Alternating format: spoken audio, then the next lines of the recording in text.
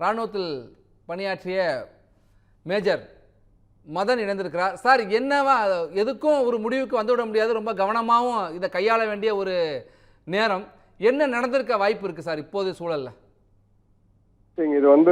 இது விஷுவல்ஸ் பார்க்கும்போது இது ஏதோ சிலிண்டர் வெடிச்சா இதோட இம்பாக்ட் இந்த அளவுக்கு இருக்காது. இது ஒரு ப்ரீஎம் பண்ண முடியாது. பட் அஃபிஷியலா வர வரைக்கும் பட் நியூஸ் எல்லாமே நம்ம ரிப்போர்ட் பண்றது பார்த்தோம் அப்படின்னா இது ஒரு பிளாஸ்ட் தான் ரிப்போர்ட் ஆகுது. ஸோ இதோடைய காமிங் ஆப்ரேஷன் இப்போ போயிட்டு இருக்கு. எனர்ஜி வர வைக்கப்பட்டிருக்காங்க. 8 பேருக்கும் அதிகமாக இறந்துருக்கிறாங்க. பட் அதோடைய எக்ஸ்ப்ளோஷன் நடந்த விதம் ஃபர்ஸ்ட் கிடைக்கக்கூடிய லைவ் விஷுவல்ஸ் நம்ம பார்த்தோம் அப்படின்னா நிச்சயமா இது ஜஸ்ட் ஏதோ ஒரு அன்டுவர்டா பிளாஸ்ட் ஏதோ ஒன்று வெடிச்சது, இன்ஃபிளேமபிள் மெட்டீரியல் வெடிச்சது அப்படின்னு நம்ம எடுக்க முடியாது. இப்போதைக்கு என்ன நடக்குது அப்படின்றத நம்ம கொஞ்சம் டீட்டெயிலா ஒரு 3-4 மணி நேரம் கழிச்சு பார்த்தா நமக்கு தெரியும்.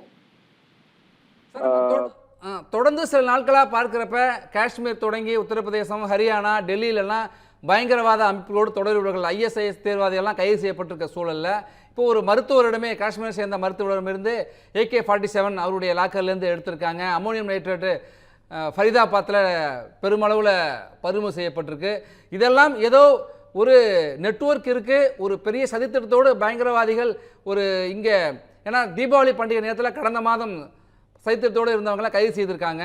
அப்போ இந்த மாதிரி ஒரு பெரிய சதித்திட்டம் பயங்கரவாத அமைப்புகளால் திட்டமிடப்பட்டு வருது, உளவுத்துறையிலேருந்து தெரிய வந்திருக்குன்னு சொல்கிறாங்க. இப்போ உங்களோட பார்வையில் நம்ம ஆப்ரேஷன் சிந்தூருக்கு பிறகான அவர்கள் இந்தியாவில் ஒரு சீர்குலைக்கிறதுக்காக பயங்கரவாத அமைப்புகள் ஒரு முயற்சியில் இருப்பது போலெல்லாம் உளவுத்துறை தகவல் சொல்லுது. அப்படி அவர்கள் அது மாதிரி ஒரு முயற்சி எடுக்க வாய்ப்பு இருக்கா சார்? கண்டிப்பா இருக்கு. நான் என்னோட சேனல்ல கூட சொல்லியிருந்தேன். ஆப்ரேஷன் சிந்தூருக்கு அப்புறம்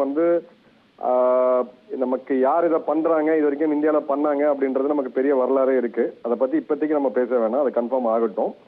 பட் இது ஒரு மக்கள் அதிகமா கூடக்கூடிய ஒரு பகுதி ரெட் ஃபோர்ட்ல, அதுவும் கேட் நம்பர் 1 அப்படின்றது சுற்றுலா பயணிகள் வேலையிலிருந்து வீட்டுக்கு போறவங்க, மெட்ரோக்கு அருகில் நடக்குது. One of the highest footfall உள்ள மெட்ரோ, இந்தியாவிலே அதிகமா மெட்ரோ பயன்படுத்துற ஊர் அப்படின்னு பாத்தீங்கன்னா டெல்லி தான்.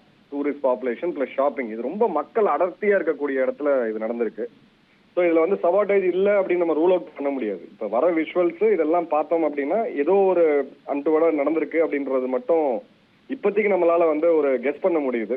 ஒரு உறுதியா நம்மளால சொல்ல முடியாட்டியும் கெஸ் பண்ண முடியுது. இப்ப எனர்ஜி கூப்பிட்டுருக்காங்க, உள்துறை அமைச்சர்கிட்ட பிரதமர் பேசிட்டு இருக்காரு. ஏன்னா டெல்லி போலீஸ் டைரக்டா உள்துறை அமைச்சகத்துக்கு கீழே வர்றதுனால இதோட சீரியஸ்னஸ் அப்படின்றது ரொம்ப அதிகம். ரெண்டாவது தலைநகரத்தில் நடந்திருக்கு. சமீப கால வரலாறுல ஒரு 15 வருட கால வரலாறுல நீங்க பாத்தீங்க அப்படின்னா டெல்லியில கடைசியா சரோஜினி நகர் மார்க்கெட்ல ஒரு குண்டுவெடிப்பு நடந்துச்சு. இருக்கிறதுலே மோசமான ஒரு குண்டுவெடிப்பா அந்த சமயத்துல அதை நம்ம பார்த்தோம். அதன் பிறகு இப்ப நடக்குது அப்படின்ற போது இது கன்ஃபார்ம்டா இந்தியாவுடைய இந்த அமைதியான ஒரு சூழ்நிலையை கெடுக்கணும் அப்படின்ற இருக்கக்கூடிய இந்தியாவுக்கு எதிராக இருக்கக்கூடிய சில பேர் பண்றதுக்கான வாய்ப்புகள் இருக்கு. நன்றி சார். இப்போ இந்த விசாரணை என்பது இப்போ இந்த மாதிரி சார் போவோம் அடுத்தடுத்த கட்டங்கள்ல. இப்ப இல்ல விசாரணை எல்லாம் இப்ப ஆரம்பிக்க மாட்டாங்க. விசாரணைன்றது இப்போ முதல்ல அந்த இடத்த எனர்ஜி செக்யூர் பண்ணுவாங்க. இப்போ ஒண்ணுதான் இருக்கா இல்ல வேற ஏதாவது குண்டுகள் இருக்கா அப்படின்றத செக் பண்ணுவாங்க. கோம்பிங் ஆபரேஷன்ஸ் நடக்கும். அங்க சந்தேகப்படியா யாராவது இருந்தாங்கன்னா அவங்கள விசாரணை பண்றதுக்கான வேலைகளை அவங்க பண்ணுவாங்க. அந்த இடத்த மொத்தத்தையும் செக்யூர் பண்ண பிறகுதான் பொதுமக்கள்ல இருந்து அங்கிருந்து விலக்கி அதுக்கு உண்டான டேப் எல்லாம் போட்டு அந்த இடத்த ஐசோலேட் பண்ணி அதன் பிறகு இதற்கான புலனாய்வு அமைப்புன்றது டெரரிசம் கேஸ்னால இது என்ஐஏல வரதுக்கான வாய்ப்புகள் மிக மிக அதிகமா இருக்கு. என்ஐஏ கண்டிப்பா போவாங்க.